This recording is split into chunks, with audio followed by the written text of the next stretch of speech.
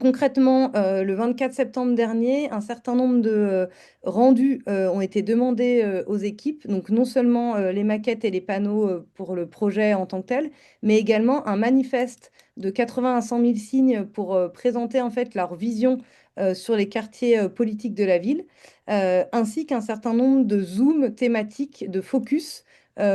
Pour permettre une capitalisation et une reproductibilité dans d'autres quartiers QPV ou hors QPV. Ces zooms ont été nommés perspectives et il y en a donc une soixantaine qui seront en fait qui sont accessibles pour certaines dès aujourd'hui.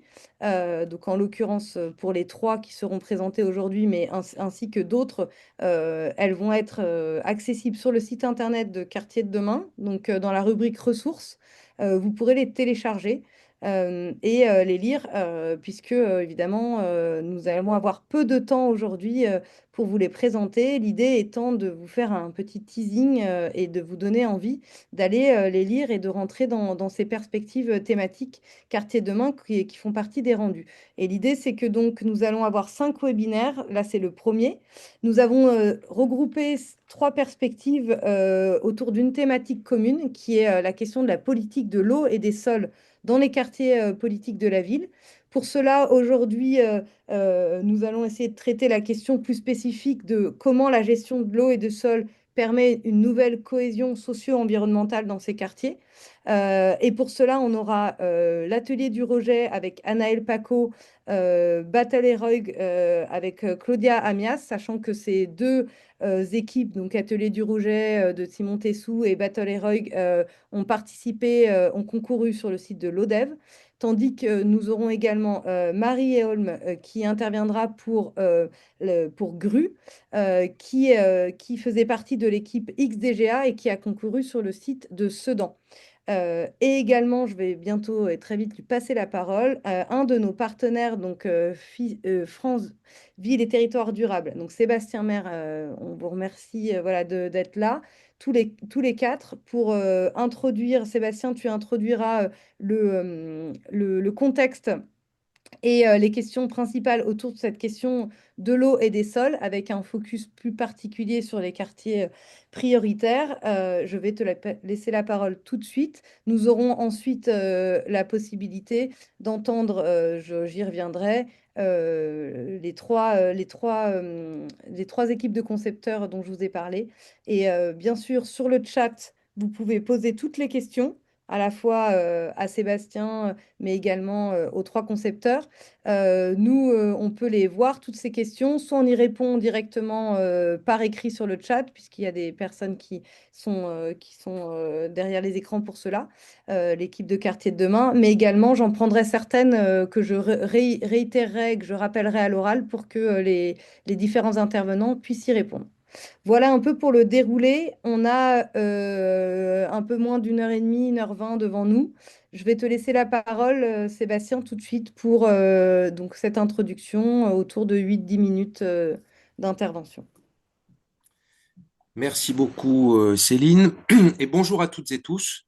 Je suis le délégué général de l'association France Ville et Territoires Durables qui regroupe l'État et ses agences, des collectivités, des entreprises et des experts et dont l'objet est de repérer, de rediffuser aux décideuses, décideurs locaux, des outils, des méthodes, des exemples de réalisation ou de politiques publiques qui permettent à la fois d'accélérer les transformations territoriales et de faire monter les territoires en résilience.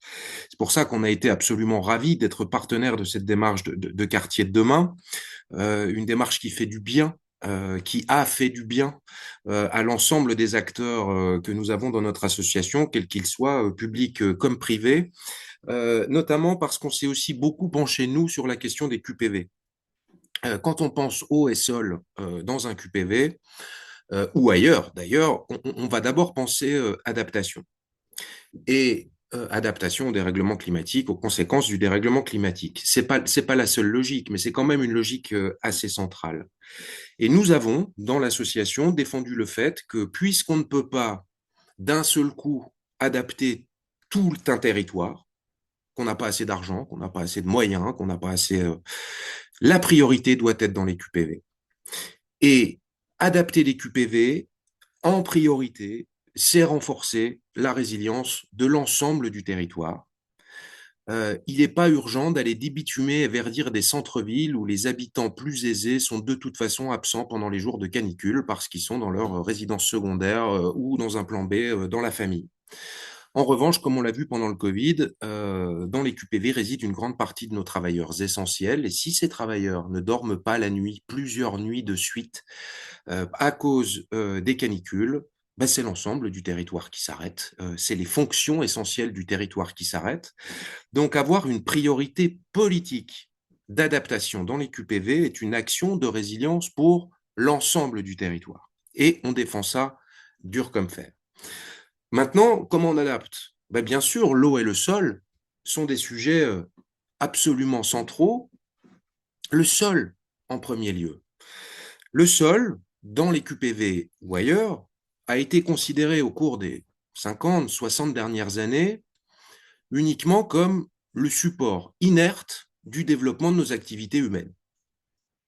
Or, le sol, c'est 50, 60, 70 centimètres de couche qui recouvrent toute la planète. C'est la matrice de toute la vie sur Terre, dont la nôtre. 80% de la biodiversité est dans le sol, la totalité des échanges qui constituent certaines des limites planétaires, comme le cycle de l'eau, le cycle de l'azote et du phosphore, le cycle du carbone, c'est le sol qui les gère. Et en fait, le meilleur service qu'on puisse rendre aux humains en utilisant le sol, c'est de le laisser tranquille, c'est de le laisser vivre sa vie, parce que le sol rend lui-même des fonctions écosystémiques gratuites à l'ensemble du territoire, parce que il absorbe l'eau et évite le ruissellement, qu'en même temps il va en partie la dépolluer avant de la rejeter aux nappes, qu'il évapotranspire si on a laissé un peu de végétation pousser dessus et donc permet le rafraîchissement urbain. C'est un refuge pour la biodiversité qui est un autre enjeu de limite planétaire absolument central, etc., etc. Je vous invite, il y a une infographie, j'ai choisi de ne pas avoir de slide aujourd'hui, mais il y a une infographie d'une bande dessinée du CEREMA, les super pouvoirs du sol, que nous on utilise systématiquement dans toutes nos communications, qui est très bien faite et qui rappelle le pouvoir magique, mais qui en fait n'est pas magique, mais du sol, qui est indispensable à l'adaptation de nos territoires au monde qui vient. Mais on pense souvent sol en pensant végétal. Bien sûr, nos îlots de fraîcheur. On construit des îlots de fraîcheur autour des immeubles ou on rajoute des îlots de fraîcheur autour des immeubles. Mais les paysagistes qui sont partie prenante de notre association nous rappellent que sans eau, zéro végétal. Et donc que le premier sujet de l'adaptation, de la végétalisation et de la fonctionnalité des sols, c'est le sujet de l'eau. On a encore aujourd'hui trop de livraisons de nouveaux espaces publics vendus comme des îlots de fraîcheur, alors qu'ils sont connectés à l'arrosage automatique, et que l'arrosage automatique fait partie du monde d'avant. Dans les années ou les décennies à venir, les arrêtés d'interdiction d'arrosage des préfets vont concerner tout le territoire national pendant 2 mois. Avoir vendu la qualité de vie dans un immeuble, un appartement, grâce à l'îlot de fraîcheur tout autour, qui de toute façon ne supporterait pas la première sécheresse, c'est de la publicité mensongère. Et ça demande absolument, avant toute opération, de visualiser le cycle de l'eau sur la parcelle en question. Où sont les flaques? Quand il pleut, les flaques sur une parcelle peuvent constituer le plan masse des nouveaux espaces verts, parce que ça veut dire que même en cas d'arrêté d'interdiction d'arrosage, à chaque pluie d'orage d'été, une majorité de l'eau tombée des toits, etc., autour, ira par gravité, low-tech, naturellement, rejoindre les espaces verts qui, par ailleurs, auront été configurés pour supporter quelques stress hydriques qui deviendront inévitables. Je pense qu'on a, dans ces ingrédients du sol et de l'eau dans les QPV, un intérêt particulier à cause de la configuration spécifique urbaine des QPV. Comme vous le savez toutes et tous, paradoxalement, les QPV sont en général moins denses que le reste de la ville, ont encore beaucoup d'espace extérieur, encore, je sais, des parkings avec une dalle dessus qui sont très compliqués à faire évoluer parce que ça coûte très cher, mais globalement, on a des espaces extérieurs. Globalement, c'est finalement plus facile, techniquement, d'adapter les QPV que d'autres parties de la ville, et c'est surtout beaucoup plus utile socialement. Je terminerai en disant que finalement, l'expérience acquise durant ce formidable parcours des quartiers de demain, tout comme dans 20 ans de rénovation urbaine, dessine ce qu'est l'urbanisme de demain en France, ce qu'est l'architecture de demain. Comme vous le savez, l'urbanisme du XXe siècle qui visait à tartiner des champs de patates vierges, enfin espérons-le, en tout cas espérons-le pour nous et nos enfants, c'est terminé. Euh, L'urbanisme de demain, il redevient finalement l'urbanisme qui a prédominé pendant 12 000 ans, depuis que les villes existent. Ça fait seulement 70 ans qu'on fait n'importe quoi sur le franchissement des limites planétaires, hein, je le rappelle. Historiquement, les villes se sont toujours reconstruites sur elles-mêmes, se sont toujours renouvelées sur elles-mêmes. C'est ça aujourd'hui l'enjeu des QPV, l'enjeu du renouvellement urbain.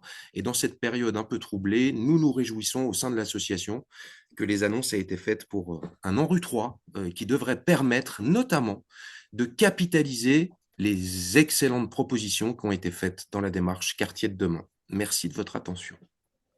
Merci Sébastien pour cette introduction et ce rappel effectivement des enjeux de capitalisation. Et c'est pour ça aussi qu'on fait ces webinaires pour qu'effectivement un maximum de gens puissent s'approprier ce travail de toutes les équipes en vue de l'ANRU 3 notamment. Je vais rapidement passer la parole à Battle Heroic, donc Claudia Amias, que je remercie d'avoir accepté de participer. Donc, nous sommes sur le site de l'ODEV, mais Claudia, nous avons la chance d'avoir une équipe catalane qui va nous présenter également d'autres projets et d'autres exemples hors de France sur la gestion durable et la question de la politique de l'eau.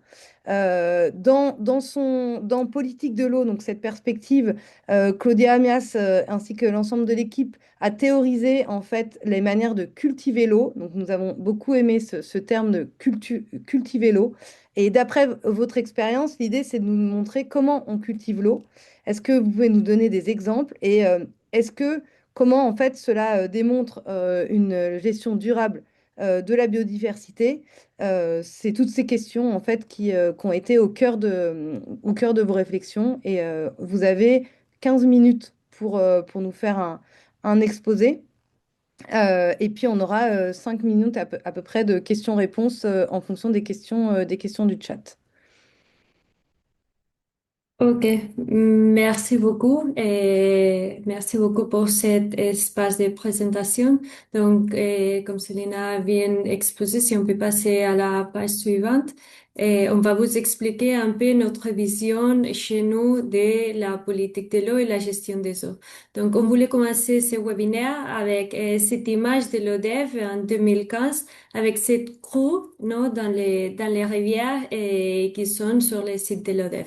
Donc, si on va sur la suivante, sur la page suivante, on peut voir, nous, on a travaillé chez nous, chez Valle Roig, qui nous sommes basés à Barcelone, et sur 10 concepts et pour faire face à l'émergence climatique qui nous a posé sur notre territoire, et c'est un territoire méditerranéen.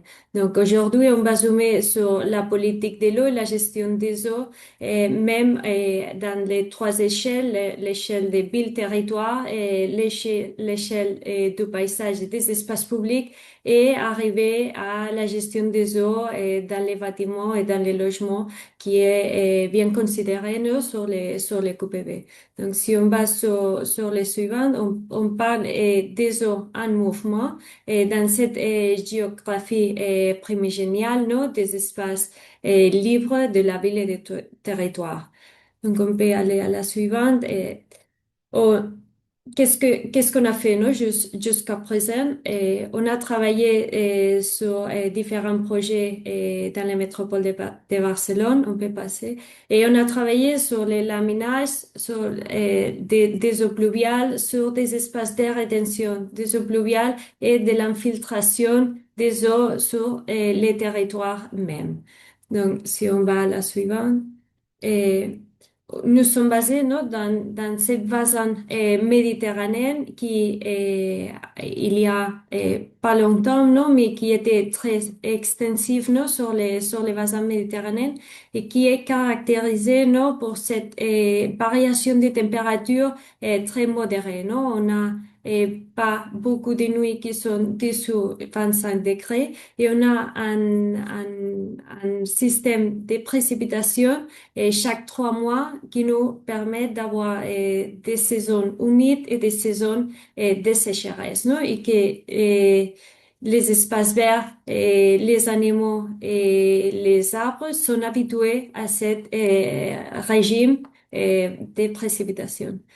Mais dans les dernières années, non, on a vu que ce climat méditerranéen, ça a été perdu, non, et qu'on a été poussé pour ces climats semi-arides qui viennent du nord d'Afrique et qui fait des températures qui sont plus différentes entre les jours et la nuit, où on a plus de nuits qui sont nommées tropicales et on a un régime hydrique, non, qui est plus stressant pour les animaux et les végétaux, non, qui a ce cycle de pendant 3 ans plus ou moins. Donc, si on va à la suivante, et tout ça est zoomé, non? Et on a un exemple ici à Barcelone, mais ce sont surtout les villes européennes. Et on a un système de minéralisation progressive des villes qui se sont posées dans les dernières 50, 60 années. Donc, on doit travailler avec tout ça et on vous propose non, des différents exemples. Donc, si on va sur la suivante, on a travaillé sur un système de parc urbain à Sant Cugat del Vallès, qui est une ville qui est dans la métropole de Barcelone, très proche à Barcelone, et on a travaillé sur 2 projets. Et on peut passer à la suivante. On a travaillé un projet d'aménagement urbain où nous avons désigné les systèmes de la ville. Donc, ici, on peut voir non, dans l'image à gauche qu'il y avait un aménagement urbain proposé par la ville qui fait la couverture d'une petite rivière qui traversait la ville. Et en 1990, on a travaillé avec cet aménagement urbain, on l'a recomposé et on a dit non, qu'on doit laisser cet espace de rivière à plein air profiter de cet espace de rivière pour mettre tous les espaces verts de cet aménagement tous ensemble au milieu de cet aménagement. Donc, si on va sur les suivantes, on la compare, cette deux parts centrales qui est à gauche avec un autre aménagement urbain. On a travaillé seulement, uniquement avec les projets paysagers. Non? On avait un aménagement urbain qui était déjà dessiné et on a travaillé avec seulement la plantation des arbres et l'aménagement des espaces verts. Donc, on peut voir, non, c'est important de dire que la surface des espaces libres dans le parc central est plus petite que celle du Coifaba qui est à droite. Mais si on passe sur la suivante, euh, avec cette typologie de mettre tous les espaces verts tout ensemble, nous a permis de faire, de planter plus d'arbres que celle qui était à droite. Et si on va sur la suivante, c'est très important de voir qu'avec un aménagement urbain qui profite de ce système linéal des espaces verts, nous a permis d'avoir 3 degrés moins de température que celle de Coifaba qui est à droite. Même si à droite, on n'a plus de surface d'espace vert en comparaison avec celle du parc central. Donc, ce n'est pas une question de quantité, c'est une question de qualité et comment on fait l'aménagement urbain global de notre ville. Donc, si on passe à la suivante, vous pouvez voir non, une image de cette parc où on a ce système linéal de plantation de mots doux et des espaces revégétés. avec la présence d'eau et la présence de rivières. Donc, on a fait tout ça, mais on doit faire plus, non? Parce qu'on a vu qu'il y a beaucoup de problèmes de sécheresse, on a beaucoup de problèmes de ruissellement, d'inondation. Donc, qu'est-ce qu'on doit faire à partir de maintenant? Si on passe à la page suivante, en fait, à la suivante, on doit réimaginer la ville et les territoires. On doit redimensionner les espaces paysagers et on doit régénérer les bâtiments. Donc, si on passe à la suivante, on doit faire que l'eau s'infiltre sur les territoires, non? On est dans ces bassins méditerranéens qu'on a ce régime hydrique très fragile. Donc, on doit profiter de l'eau qu'on a en surface et les mettre au subsol qui est pour être disponible pour les végétaux qu'on va planter. Donc, on travaille beaucoup avec les systèmes urbains de drainage durable, on l'appelle SUD, dans l'échelle paysagère. Donc, si on passe sur la page suivante, et on peut, ici en Espagne, en différence de ce qu'on passe en France, les designs urbains, c'est basé sur la crue centennale, mais nous, on doit travailler jusqu'à la crue au 501. Donc, ça veut dire que c'est beaucoup plus de volume d'eau à gestionner. Donc, si on passe sur la suivante, on travaille sur la filtration des eaux avec les revêtements. On travaille avec la lamination des eaux pluviales, la rétention, l'infiltration et les traitements des eaux pluviales pour la réutilisation. Donc, on a travaillé sur un projet à Vilafranca del Penedès, qui est à côté de Barcelone, où c'est un réaménagement urbain et où il y avait déjà un roue qui était presque toute minéralisée, non? Il y avait seulement un 5% de surface perméable.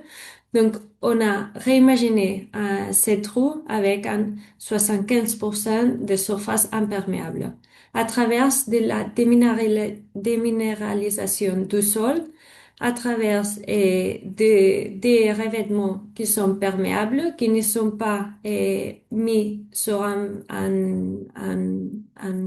surface des béton qui nous permettent de réinfiltrer l'eau sur site.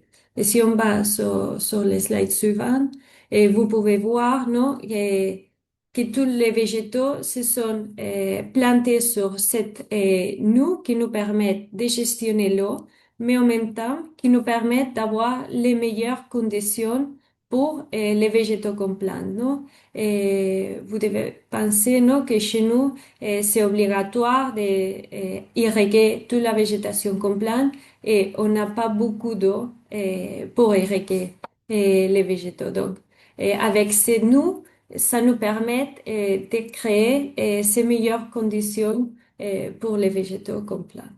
Et si on va sur la suivante, vous pouvez voir l'utilisation des revêtements qui sont perméables, qui nous permettent de réinfiltrer l'eau au même site et de réduire les réseaux d'assainissement de la ville.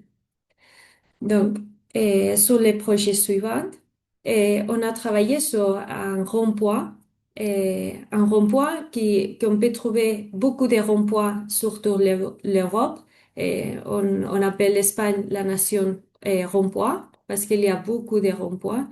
Donc, ça veut dire qu'on peut profiter cette typologie urbaine qui est partout pour faire un espace d'infiltration, un espace de biodiversité. Donc, normalement, les ronds-points, ce sont des espaces surélevés. Et ici, ce qu'on a proposé, c'est de changer la topographie des ronds-points et de créer un espace anti-pression pour gestionner les eaux des voiries qui sont autour. Donc, en même temps, si on va sur la page suivante, vous pouvez voir que les végétaux peuvent se profiter de cette eau qui permet de réduire l'irrigation et de créer ces meilleures conditions pour les végétaux du site.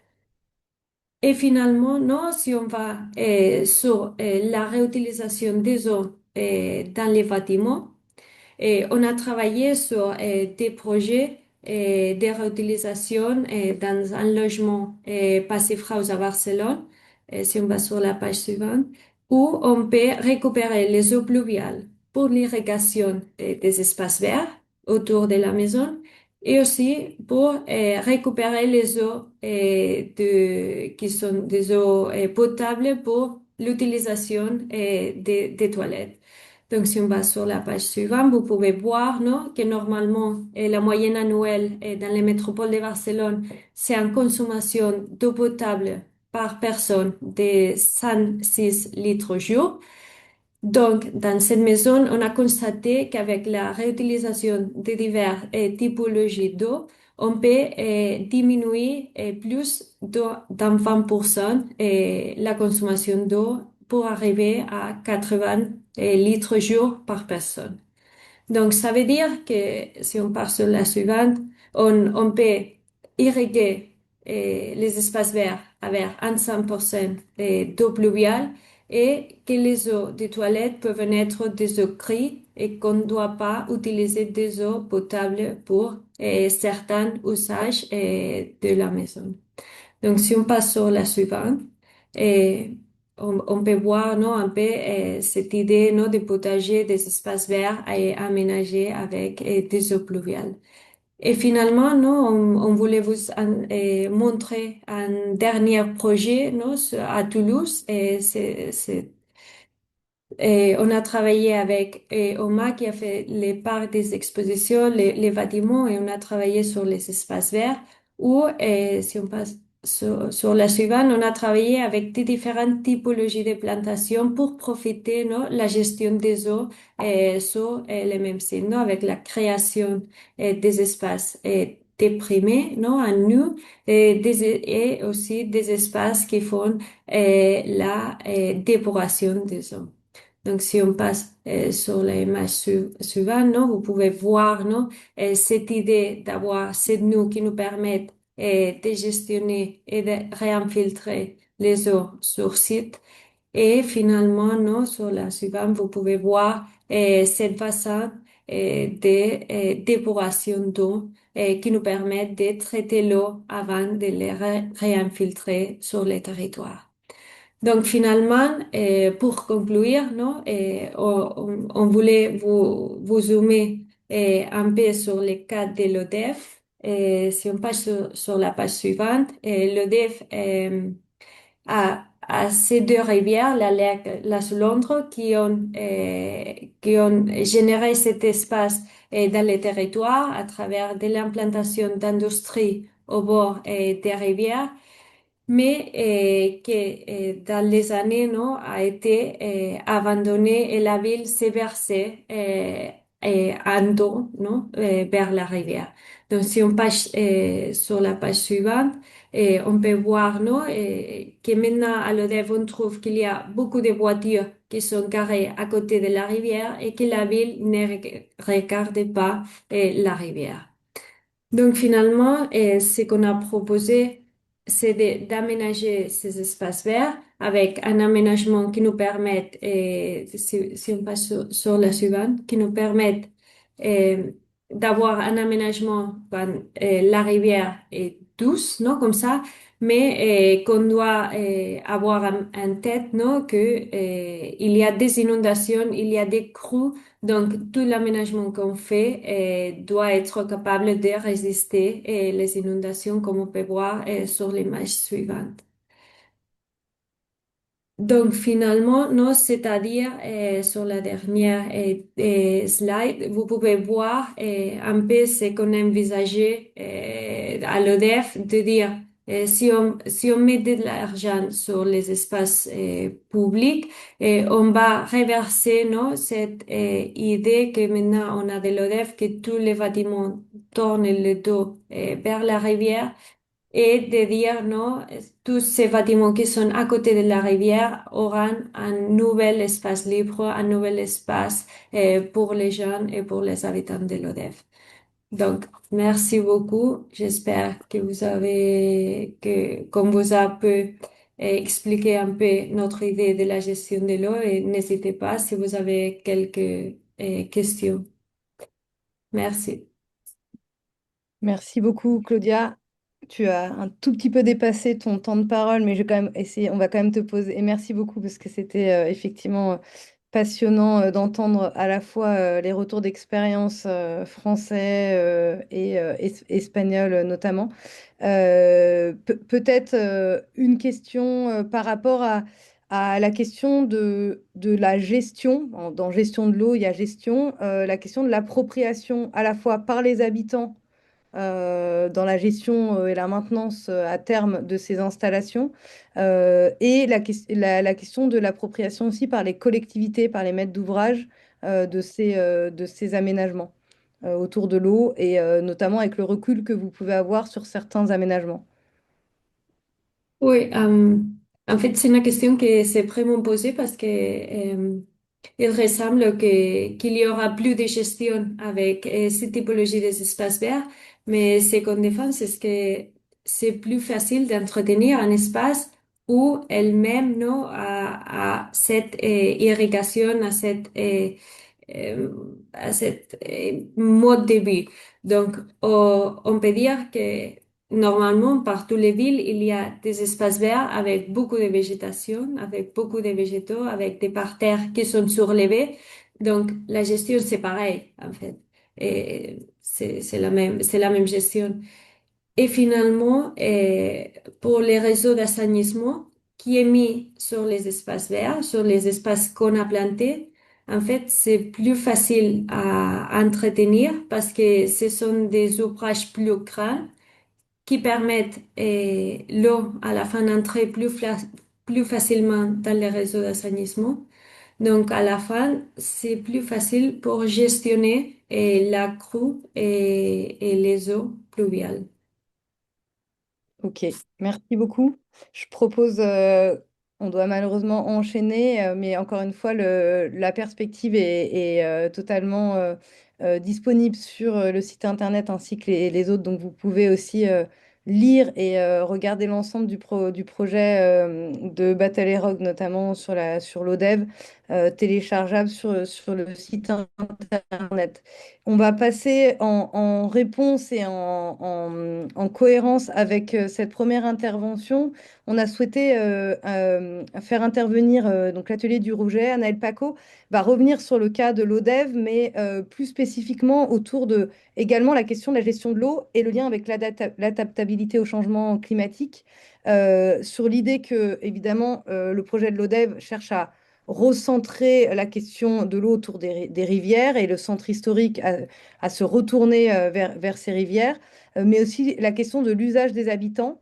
Donc la question qu'on voulait se poser et qui est issue de la perspective régénérer l'ODEV en ville-éponge, c'est donc comment vous pouvez nous expliquer cette problématique, cette conceptualisation de la ville-éponge, et est-ce que pour vous, c'est aussi une manière finalement de créer une cohésion sociale, une cohésion d'usage autour de cette centralité que redevient ces berges et ce parc fluvial? Donc vous avez Merci. 15 minutes à peu près exactement, comme les autres. Merci pour cette introduction. Et je vais tenter de répondre à ces questions. Donc effectivement, moi, je vais centrer ma présentation sur l'ODEV et plus particulièrement sur le projet du parc fluvial de l'ODEV qu'on a développé dans le cadre de la consultation de quartier de demain. Donc en fait, la question qu'on s'est posée sur ce site de l'ODEV, c'est de savoir comment l'eau et les sols peuvent devenir de véritables leviers de transformation pour cette centralité qu'on peut caractériser de centralité en crise, comme malheureusement beaucoup de petites villes en France. Donc, je voulais tout d'abord vous faire un peu un focus sur la situation actuelle de l'ODEV. Comme vous pouvez le voir un peu sur ces photos, l'ODEV concentre les caractéristiques en fait des petites centralités en crise, c'est-à-dire déjà un centre-ville marqué par une précarité sociale importante, un taux de pauvreté relativement élevé, ce qui se traduit notamment par pas mal de bâtis vacants, du bâti fortement dégradé également. Et puis par une forte exposition et une exposition même qui va en grandissant, une exposition croissante des populations qui vivent dans ce centre-ville aux aléas climatiques.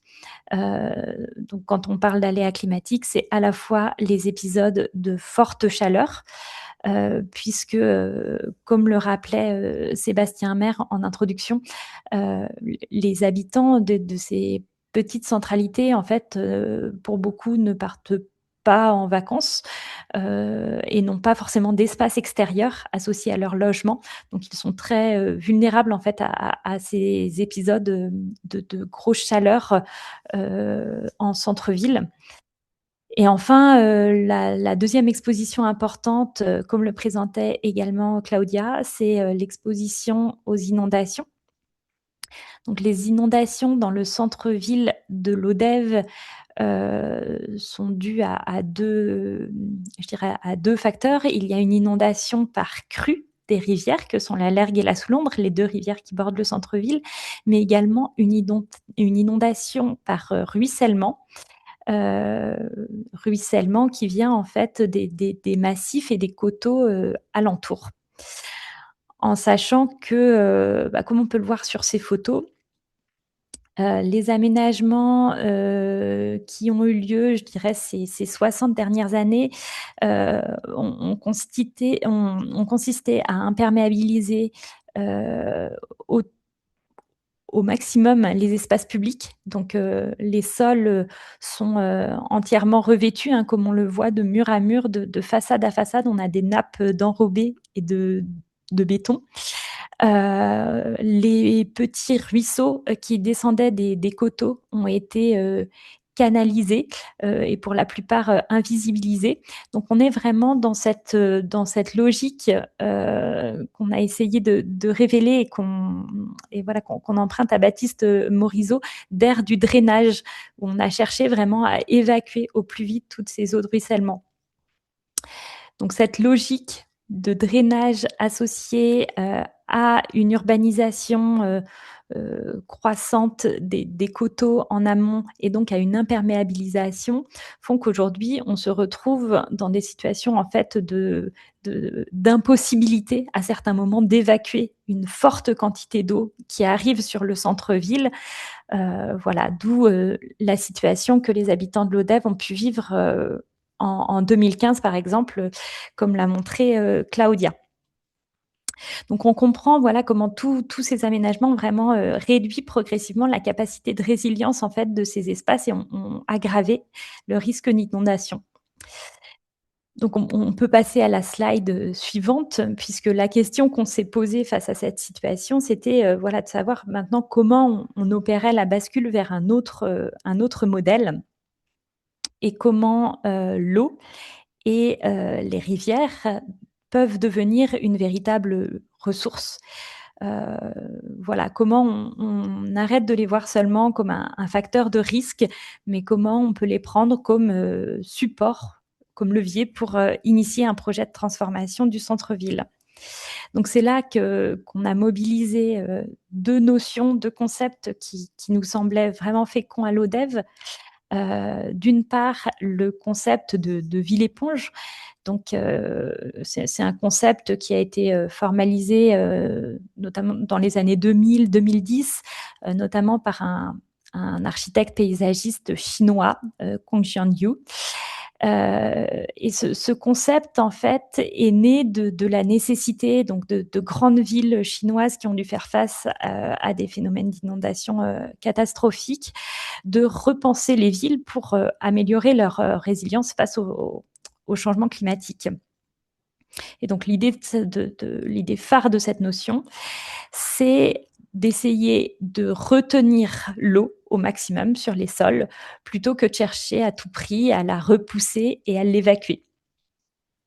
Donc, cette notion vraiment de ce changement de paradigme, en fait, où on va chercher à retenir l'eau, à la conserver un maximum sur les sols, à la ralentir avant de la rejeter au milieu, donc que ce soit, à la rivière ou plus loin, voilà, dans l'océan, nous semblait vraiment, intéressante.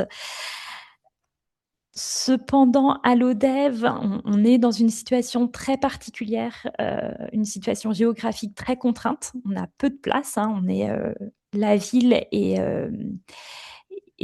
dans une cuvette entourée de coteaux. Par ailleurs, on a peu de foncier disponible, donc on avait cette contrainte de ne pas pouvoir, multiplier ni proposer de grandes solutions techniques. Voilà, on n'avait pas l'espace, par exemple, pour faire de vastes espaces de rétention ou d'infiltration. Donc on a mobilisé un autre concept, là encore qui nous vient de Baptiste Morisot, qui est la notion de rivière possible, où on s'est dit, en fait, la solution à l'ODEV, c'est pas uniquement de multiplier les dispositifs techniques, mais c'est aussi de refaire naître toute une culture de l'eau. Culture de l'eau qui est tout de même présente aujourd'hui, hein. On ne vient pas l'amener de toutes pièces. Voilà, les habitants globalement connaissent bien leurs rivières, ils sont attachés. Mais voilà, l'idée, c'est vraiment de travailler avec cette culture-là pour régénérer des milieux vivants dans le centre-ville et retravailler avec ces rivières pour que tout ce travail en fait d'eau et des sols irrigue le centre-ville. Donc voilà, c'était vraiment, il y avait une notion d'accompagnement en fait des processus vivants dans tout le projet. Et l'idée phare, c'était aussi que toutes ces transformations permettent d'améliorer les conditions d'habilité du centre-ville. Donc on a travaillé ces deux notions à différentes échelles. Tout d'abord à l'échelle territoriale, on a donné à voir un archipel de parcs. Donc ça consiste à mettre en réseau en fait un certain nombre de parcs, soit préexistants, soit en devenir, afin de créer une véritable infrastructure paysagère, écologique et hydrologique qui porte en elle toute cette capacité d'absorption des eaux de la ville. Donc là, on voit qu'on a voilà, cinq parcs dont on va travailler également les liaisons à l'échelle de la ville. Ces parcs gardent tous leur identité, leurs caractéristiques dans le système de parc, mais participent d'un même système. Voilà, de construire, de relier les quartiers, de construire un réseau de mobilité douce entre ces quartiers pour pouvoir traverser la ville à pied ou en vélo. Porter aussi la question des continuités écologiques et puis enfin résoudre cette question hydrologique pour voilà, ralentir les eaux et retenir les eaux bien en amont avant qu'elles arrivent à la rivière. La colonne vertébrale de ce système de parc, c'est le parc fluvial de l'Odève, qui est structuré donc par les deux rivières, la Lergue qui va du nord au sud et la Soulondre qui va d'ouest en est. On peut passer à la slide suivante. Merci. Donc, à l'échelle du centre ancien, le parc fluvial vient vraiment recomposer les espaces. On a travaillé ici dans une logique qu'on a développée également dans notre manifeste de soustraction. Là encore, en partant des contraintes que nous a imposait le site, comme je le disais, donc on est dans un tissu ancien, donc très resserré, on a peu d'espace disponible. Donc si on voulait, redonner des espaces aux dynamiques naturelles, il fallait, enlever de la matière notamment. Donc nos propositions consistent, voilà, dès qu'on peut à décrouter, à enlever les matières étanches, voilà, à désimperméabiliser certaines rues, à enlever également le stationnement, enfin certains stationnements qui se font, sur les berges, voilà, pour pouvoir, renaturer, une partie de ces berges et concentrer le stationnement, sur des espaces qui nous semblent, plus optimisés, non pas sur les berges, mais, davantage intégrés au tissu urbain et sur lesquels on pourra également gérer toute cette question du ruissellement des eaux de pluie plus facilement. Cette soustraction positive, elle se traduit aussi dans les ouvrages de franchissement. Aujourd'hui, on avait des ouvrages, qui pour certains faisaient obstacle, à au bon fonctionnement de la rivière. Donc on vient reprendre, certains franchissements, voilà, pour améliorer en fait, cet espace de mobilité de la rivière. Quand on vient recréer de nouveaux franchissements pour améliorer, les usages et les liens entre les quartiers, on a vraiment une réflexion, là encore, avec les techniciens et avec les services de l'État, pour, respecter le bon fonctionnement du cours d'eau et ne pas perdre en espace de mobilité. Et puis enfin, on a eu une réflexion vraiment sur les berges pour, améliorer, certains endroits comme des points d'intensité d'usage, voilà, qu'on a caractérisés comme refuges climatiques où on vient vraiment travailler à la fois la végétation et les sols pour que ce soit, des endroits, de fraîcheur. Heu, mais et voilà, des endroits de fraîcheur où les habitants aient envie de se rassembler. Et en parallèle de ça, on garde aussi, certaines berges, réservées aux dynamiques naturelles. Donc ce sont des parties de berges qu'on va, mettre en défend, où on n'aura, ni circulation ni, usage humain. Donc en fait, l'intérêt de toutes ces petites actions qui sont somme toute modestes, hein, on est un peu dans une logique comme ça, incrémentale où on va chercher en fait, tous les endroits, tout toutes les petites, solutions, les petits espaces qu'on va pouvoir améliorer. L'intérêt de ces actions n'est pas vraiment dans leur efficacité hydraulique isolée, mais plus, dans leur capacité à faire système, en fait. C'est, toutes ces actions, mises ensemble qui vont améliorer globalement le fonctionnement de la ville. On peut passer enfin à la dernière slide qui décline un peu la dernière échelle d'intervention. Comment? 1 minute, Anaëlle, vraiment. Allez, je finis. Tu y arrives. Donc, à l'échelle vraiment des espaces publics, on a, essayé de développer, comme ça un vocabulaire fondé sur des solutions fondées sur la nature et du génie végétal. L'idée, c'était de se dire qu'on peut aussi être dans une logique d'aménagement, low tech, voilà, de faire de l'aménagement avec du vivant, qui seraient des aménagements, finalement qui nécessitent du temps, qui nécessitent de la gestion. Ça, c'est évident, voilà, qui nécessitent un suivi, du moins les premières années, mais qui, sur le temps, vont gagner en robustesse et seront, voilà, des solutions, vraiment adaptées au site et à la situation, de la berge correspondante. Voilà, donc pour conclure, voilà, j'ai essayé de vous montrer un peu comment on avait, développer et concrétiser ces notions de ville éponge et de rivière possible à l'ODEV. Je pense que ce qui nous a intéressé aussi dans ce projet et ce qu'on continue de mettre en œuvre, c'est une méthode de projet, voilà, basée sur l'observation fine des milieux, sur l'observation aussi de toutes les petites opportunités de projets qu'on peut avoir dans la logique incrémentale dont je vous parlais précédemment. Et puis aussi une logique où on s'appuie vraiment sur une gouvernance ouverte, voilà, où tous les acteurs apportent leur pierre à l'édifice pour construire cette culture de l'eau et des sols. Merci.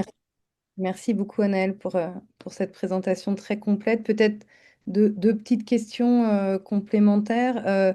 Une sur la question de l'acceptabilité, notamment, enfin, et la compréhension de vos concepts et des dialectiques que vous avez finalement opposées entre aménagement des berges et ménagement des berges, enfin, la question, et ou par exemple le fait de retenir l'eau contre le fait de la repousser. Comment vous avez réussi, notamment avec les non-experts ou les habitants ou autres, à expliciter voilà, et à faire accepter ce changement de paradigme qui n'est peut-être pas une évidence pour tout le monde? Alors effectivement, bon là on en est qu'au début du projet, donc c'est dur de dire pour l'instant, ça n'a pas forcément encore été communiqué, compris et accepté par tous. Ça va être un travail au long cours. Je pense qu'à l'ODEV, on a vraiment des forces vives sur lesquelles s'appuyer pour, voilà, pour diffuser cette culture de l'eau et des sols. On a notamment des associations qui font déjà un travail très intéressant. Voilà, il y a une fête de l'eau d'organiser avec un travail dans les écoles. Donc, l'idée, c'est aussi de s'appuyer sur tous ces acteurs qui ont une très bonne connaissance du territoire pour à la fois pour diffuser cette culture et puis avoir des appuis techniques et voilà que les gens et que les citoyens comprennent que ça peut marcher en fait et que ça fonctionnera mieux que des solutions techniques qu'on a déjà essayées sur ces 50 dernières années et qui ne vont plus fonctionner avec la nouvelle donne climatique. Ok. Et peut-être une dernière question un peu complexe qui a été posée dans le chat sur le fait que, bah, évidemment, ce que vous proposez quand même entraîne des investissements massifs pour les collectivités et la maîtrise d'ouvrage. Du coup, la question de ces services écosystémiques de la rivière qui finalement pourraient être rémunérés ou valorisés. Est-ce que vous avez déjà réfléchi, enfin, c'est la question des externalités positives, mais plus globalement, comment on peut arriver finalement à créer de l'autofinancement ou voilà, est-ce que c'est un sujet sur lequel vous avez déjà réfléchi sur la valorisation Alors, sur la valorisation et l'autofinancement en tant que tel, pas vraiment. Enfin, c'est pas une question qu'on a creusée pour l'instant. valorisation Par contre, économique en tout cas de l'eau, quoi, enfin ce système disons, écosystémique. alors pour la question du coût de ces aménagements, on fonctionne vraiment sur le temps long. Déjà, ce qu'on a proposé à l'échelle territoriale d'archipel de parcs, pour nous, c'est pas un projet à mettre en œuvre en une seule fois, évidemment. L'idée, c'est plutôt d'avoir un fil directeur, comme un plan guide, en fait, qui nourrisse la réflexion de ces 50 prochaines années. Sur ce projet d'archipel de parcs, il y a des parcs qui ont déjà été mis en projet par la municipalité précédente. Voilà, il y a aussi des parcs qui fonctionneraient en fait déjà voilà, avec des interventions minimales. Et enfin, dans le parc, au sein même du parc fluvial sur lequel on s'est concentré, on a quand même hiérarchisé les actions, justement dans une logique économique pour se dire qu'il y a peut-être des actions qui coûtent cher, mais qui vont être ponctuels et qui nécessitent un investissement rapide parce qu'il y a une urgence à agir et qu'il va y avoir, que ça va entraîner des améliorations sociales et environnementales importantes. Et en parallèle, il y a plein de petites actions qu'on peut mettre en place très vite, qui coûtent pas grand-chose, qui peuvent être mises en place par les techniciens qui sont en place aujourd'hui et qui ont l'habitude de ces techniques. Je pense notamment aux techniques de génie végétal. Voilà, fonctionner un peu sur des prototypes. Voilà, avec eux pour tester comme ça sur des petites zones ces dispositifs relativement peu coûteux. Voilà, j'ai peut-être pas répondu tout à fait à la Non, mais question, la mais question, elle est complexe et je pense qu'elle n'a pas forcément de réponse précise à ce stade, mais elle pose la question sur le long terme la question du financement en fait de cette soustraction positive, enfin, cette méthode que vous proposez. Et comme vous êtes lauréat à l'ODEV, on aura l'occasion de suivre la suite de ce projet et de voir comment justement vous y parvenez avec la collectivité. C'est très frustrant, mais nous allons passer à la troisième intervenante, en l'occurrence Marie Eholm, donc de l'agence GRU, qui est intervenue dans l'équipe de XDGA à Sedan et qui va nous présenter donc sa perspective, le sol comme récit. On a souhaité effectivement mettre en lien et en cohérence la question de l'eau et du sol. L'eau se place comme un sujet déterminant dans l'aménagement écologique des territoires et finalement le réceptacle naturel de cette eau, c'est le sol. Et il est parfois détérioré, abîmé, en tout cas parfois secoué par les logiques humaines. Et Marie, du coup, la question du sol comme devant être réactivé, mais réfléchi comme un outil d'adaptabilité, c'est un sujet que vous avez traité sur le site de Sedan, notamment sur la partie espace public, sur la résidence Ardennes. Mais plus globalement, on sent qu'il y a une volonté de rompre un peu avec la vision standard du sol. Et du coup, ça nous intéresse de voir voilà, quelle perspective et prospective vous nous mettez en valeur en partant du site de Sedan, mais plus globalement réplicable sur d'autres sites. À vous. Oui, ouais, merci Céline, pour cette introduction. Effectivement, nous, la question qu'on se pose en tant que paysagiste quand on débute sur un projet, c'est pas tant de comment on va construire sur le sol ou le planifier, c'est vraiment plutôt de s'interroger de comment le sol va réagir à la transformation qu'on va lui apporter. Parce qu'on rejoint tout à fait ce que disait monsieur le maire en introduction. C'est vraiment avec un sol vivant qu'on doit penser la transformation des territoires. Et c'est pour ça que j'ai choisi de vous montrer au démarrage la peinture de Georges O'Keeffe, donc qui est la slide suivante, qui est, voilà, qui est ce tableau qui s'intitule The Mountain, qui évoque effectivement le corps vivant de la terre, où on voit sa puissance, mais aussi sa fragilité, parce qu'on voit que l'artiste représente cette montagne presque comme une peau écorchée. Et à la fois cette évocation assez puissante du sol, on voit qu'il nous parle et qu'il développe un récit. Et dans les quartiers politiques de la ville, ce récit, il est effectivement souvent fragmenté, abîmé, recouvert, même s'il porte vraiment des conditions possibles de réinvention. Hem Et il y a une attention à porter sur cette archive stratifiée où il y a des dynamiques, à la fois des dynamiques naturelles, mais aussi des empreintes humaines qui sont vraiment un guide qui peut être tout à fait puissant pour élaborer le projet.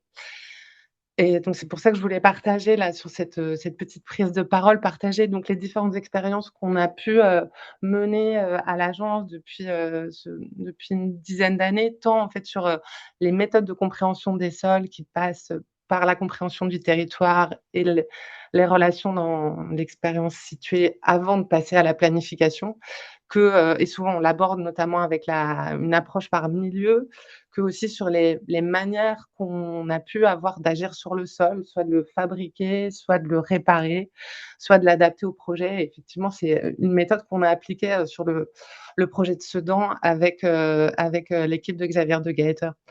Donc sur la slide suivante, en transition, je voulais aussi vous montrer une photo de cette œuvre de Tatiana Trouvé qui était présentée au Palazzo Grassi à Venise l'année dernière et qui s'intitule Hors sol, justement, et où l'artiste elle a recouvert d'asphalte en fait, le sol en marbre du palais et dans lequel sont incrustés tout un tas de plaques d'égout du monde entier, donc qui sont liés à des services de gestion de l'eau. Et en fait, elle dit oui, quand on rentre dans cet espace, on rentre dans le corps d'eau du monde où toutes les eaux du monde convergent, comme si en fait elle avait fait de métaphore assez puissante des sols urbains qui sont recouverts, fragmentés, mais qui sont aussi porteurs en fait de continuités souterraines qui forment comme une petite constellation comme ça quand on le voit depuis le balcon. Et en plus, elle fait ça à Venise, qui est construite sur l'eau. Et donc, il y a quelque chose d'une évocation assez puissante de ces continuités invisibles qui attendent d'être réactivées.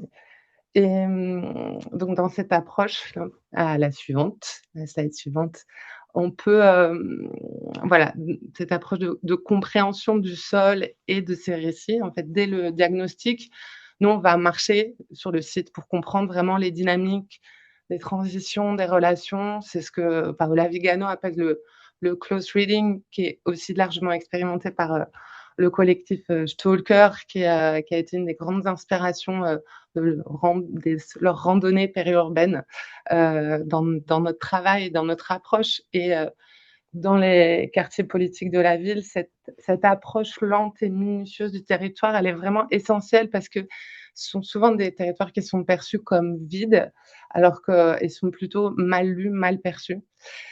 Et on a donc utilisé une approche par milieu sur un certain nombre de projets. Donc, sur la suivante, on peut voir notamment une carte des milieux qu'on a fait pour un projet donc qui était un projet à Genk en Flandre, en Belgique, sur la transformation d'une autoroute urbaine. Donc c'était 2 fois 2 voies, plus des bandes de stationnement de chaque côté.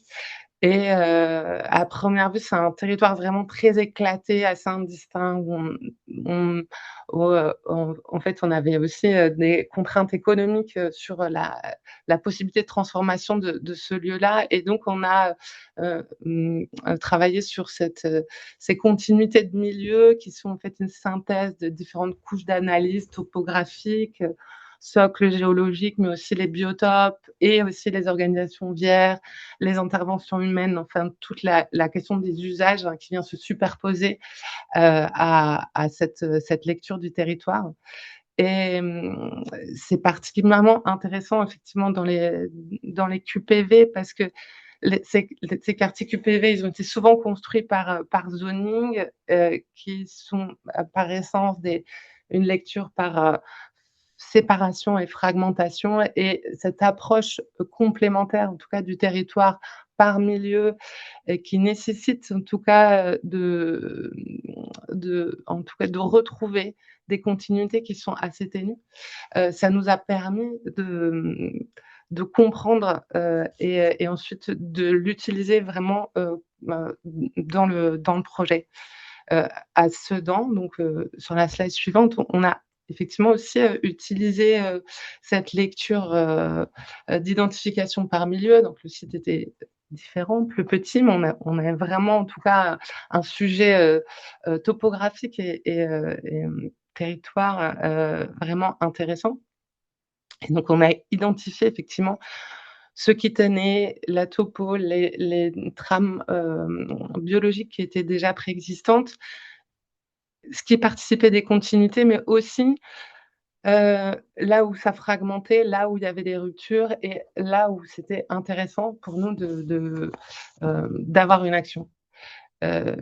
Et ce travail donc de réparation avec, différentes actions, elle rejoint d'ailleurs ce que disait Anaëlle Paco juste avant. Enfin, elle procède souvent par des logiques de soustraction. On travaille d'abord à la compréhension de ce qui est là, comment on soustrait pour, faire du projet. Et sur la slide suivante, je voulais juste montrer cette image qui résume peut-être assez bien notre façon de travailler. C'est une parabole, une petite histoire qui est souvent attribuée à Michel-Ange, où il y a un enfant qui regarde le sculpteur apporter un gros bloc de marbre comme ça, et puis pendant des semaines, il voit rien apparaître, et puis tout à coup, il y a un cheval qui apparaît, une forme qui surgit. Il lui dit: «Mais comment tu savais qu'il y avait un cheval à l'intérieur de la pierre?» Et il dit: «Bah, je savais pas, j'ai juste enlevé ce qu'il y avait de trop pour faire apparaître justement cette image.» Et au fond, travailler avec le sol, c'est souvent, en fait,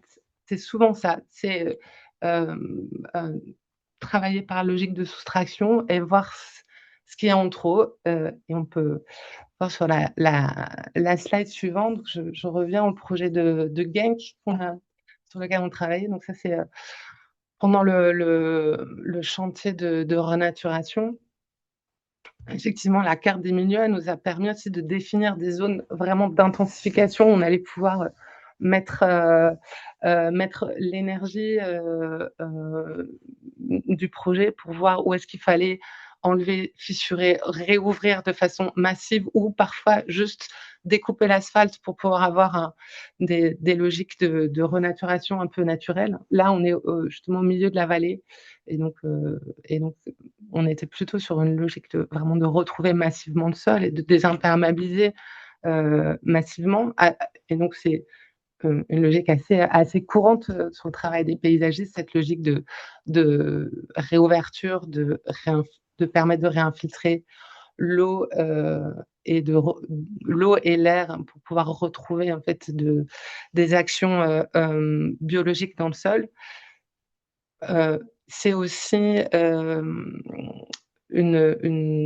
enfin, il y a aussi d'autres logiques qu'on a expérimentées, notamment à Sedan. Sur la question du sol, on a utilisé plutôt un autre levier, donc c'est la slide d'après, qui est, plutôt celui de la remise en mouvement des cycles biologiques en plantant massivement pour apporter de la biomasse. Donc là, en fait, la construction du sol ou la fabrication du sol, l'action qu'on a eue, donc c'est plutôt donc de planter massivement et de proposer un sol qui va se fabriquer plutôt sur le temps long avec un processus de régénération progressive. Donc c'est une action, qui était très frugale et qui est très puissante aussi,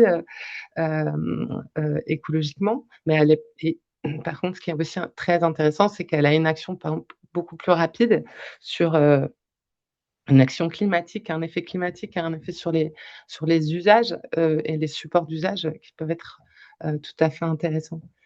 Une autre, manière, qu'on a de travailler avec le sol, parfois il est pas là, il est inexistant ou il est trop dégradé. Donc ce qu'on voit sur la slide d'après, c'est tout le travail sur la fabrication du sol, la recomposition de technosols. Donc ça, c'est un jardin, en toiture qu'on a fait à Saint-Denis avec les architectes Ardel Le Bihan.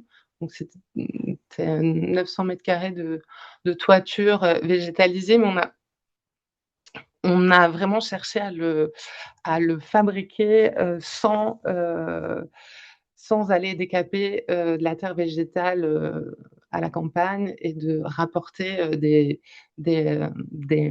mètres cubes et des volumes de terre végétale. Donc l'idée, c'était plutôt de de ne pas avoir de pression sur les sites naturels, mais plutôt de recomposer un sol avec ce qui était possible. Donc c'est des substrats de réemploi, des mélanges de compost, des matériaux hybrides, c'est aussi des choses qui sont théorisées par le programme CITER de l'ADEME depuis une vingtaine d'années maintenant, et qui sont vraiment, intéressants. L'idée, c'est voilà, on recompose un sol,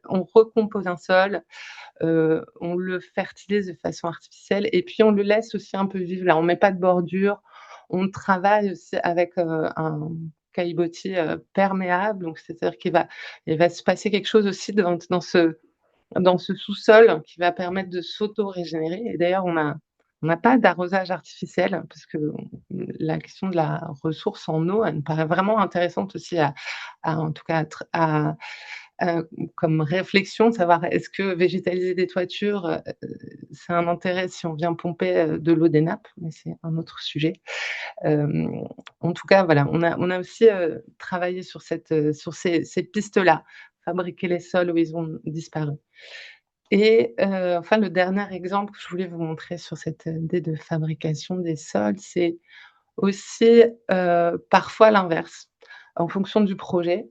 Parce que donc il y a les milieux, le sol qui peuvent être un guide, mais évidemment, il y a aussi la question du projet qui est sur lequel on doit adapter les façons de faire. Et donc ça, c'est un projet en cours qu'on développe avec l'architecte Nicolas Dorval-Bory. C'est un observatoire astronomique à Château-Chinon, qui est dans un site naturel très boisé. Et pour pouvoir admirer et étudier la la voûte céleste, on a besoin vraiment de dégager au maximum les boisements autour. Et donc on a proposé en fait plutôt une action de détrépage, c'est-à-dire de gratter la couche fertile du sol pour retrouver la roche qui était la roche originelle, donc, et un paysage de lande donc qui va se naturaliser sur le site, qui va éviter le reboisement naturel, donc enlever cette couche fertile et retrouver la roche, vraiment pour éviter une gestion lourde ensuite de coupe d'arbres ou de gestion trop importante. Et donc encore, on retrouve cette logique de soustraction. Donc la question du sol, elle est pas toujours, enfin, je voulais montrer cet exemple parce qu'elle est pas toujours liée à la question de la fertilisation et à tout prix, et cetera. Il y a aussi justement dans des milieux pauvres une grande biodiversité. Et donc sur la slide d'après, je voulais aussi évoquer justement la richesse de ces milieux de friche, et notamment dans les milieux de friche, des zones en transition entre les milieux qui sont vraiment des, heu, des lieux très intéressants, parce que c'est dans ces interstices, en fait, et dans ces hybridations, en fait, qu'on trouve aussi, que la biodiversité, en fait, s'adapte très bien, et on trouve une sorte d'équilibre très intéressant à observer. Et c'est souvent des milieux, donc ces milieux de friche qu'on trouve aussi dans les quartiers politiques de la ville. Donc le sujet, c'est mmh, d'arriver à observer comment graduellement on passe d'un milieu à un autre sans rupture nette, et de préserver en tout cas le grand intérêt biologique et la biodiversité de ces lieux-là qu'on appelle les écotones, et dont on parle aussi dans la perspective. Et enfin, la dernière slide pour rester dans le timing, c'était c'était malgré tout la nécessité du travail du paysagiste sur ces territoires. Donc ça, c'est extrait d'un travail qu'a fait Michel Courajou dans les années 80 sur la compréhension des tracés des jardins de Versailles. Et on voit qu'effectivement, le nôtre a tracé tout ça de façon très précise au niveau des perspectives, et cetera.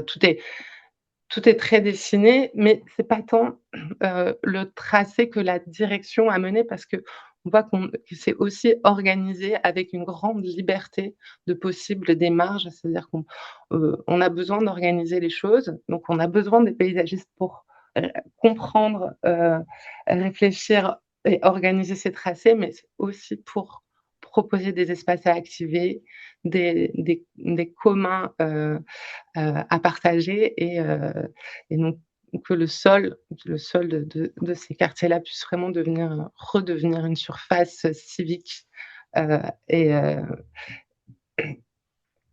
et le projet, enfin les projets qu'on tente de mener, c'est vraiment reconnaître les capacités du lieu et les accompagner dans leur transformation. Merci.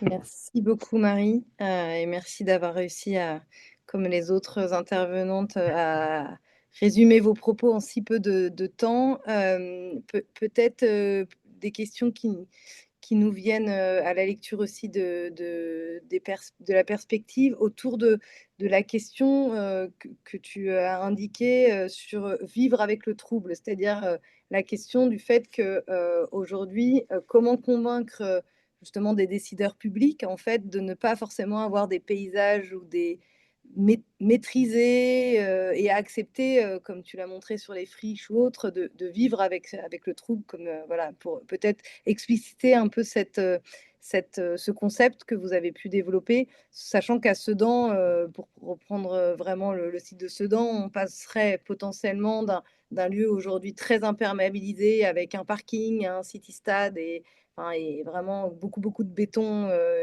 et à un lieu beaucoup plus, voilà, on va dire, multiple, qui peut créer en fait aussi une question d'appropriation par les habitants qui n'est pas forcément simple.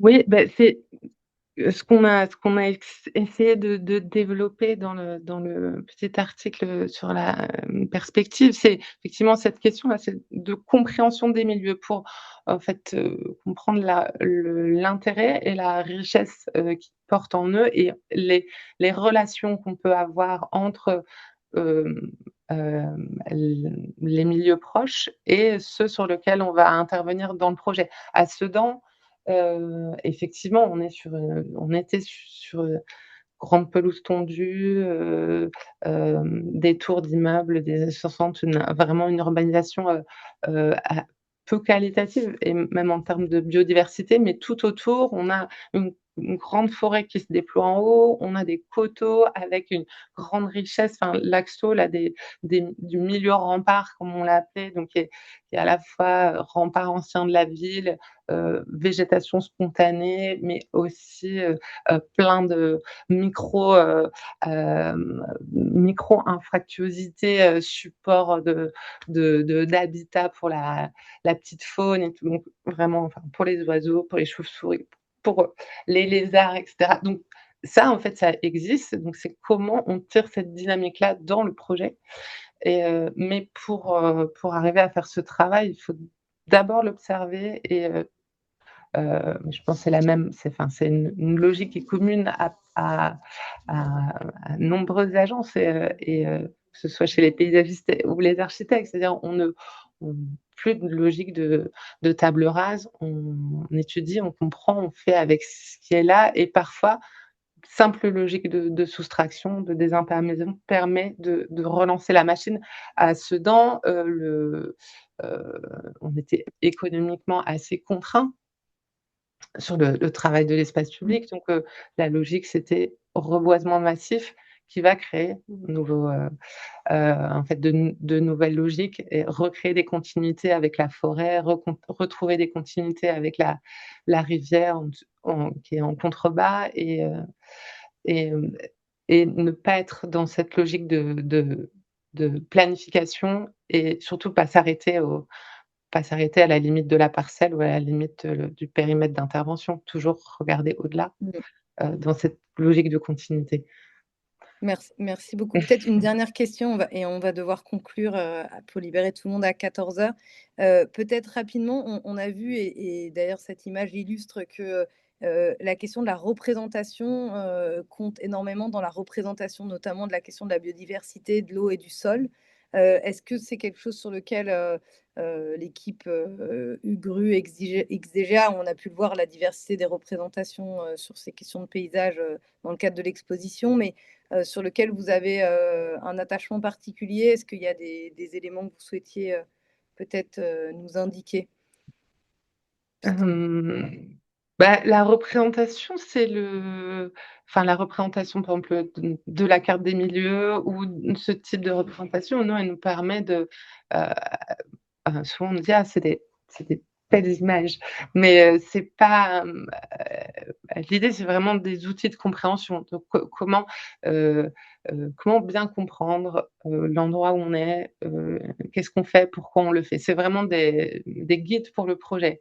Et, et ben, nous, on aime beaucoup les cartes. On est paysagiste, un peu, voilà, on s'intéresse à la géographie et la cartographie, depuis des centaines et des centaines d'années, elle porte énormément d'informations.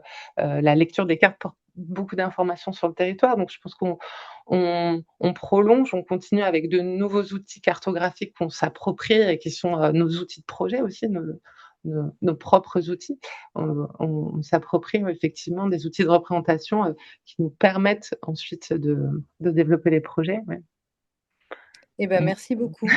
Merci. Merci pour, à tous d'avoir, voilà, d'avoir joué le jeu, d'avoir inauguré ce nouveau format, de webinaire, autour de ces 3 perspectives. Merci à Sébastien, maire, en tant que partenaire, France Ville et Territoires Durables, d'avoir, introduit ce webinaire. On vous retrouve pour, ceux qui le souhaitent pour un deuxième webinaire, le 19 mai, à 12h30, voilà, dans le prochain webinaire autour de comment réparer et prendre soin, sur une perspective avec trois concepteurs, plus autour de la question du bâti, mais également de l'espace public. Merci beaucoup, à très bientôt à tous. Au revoir.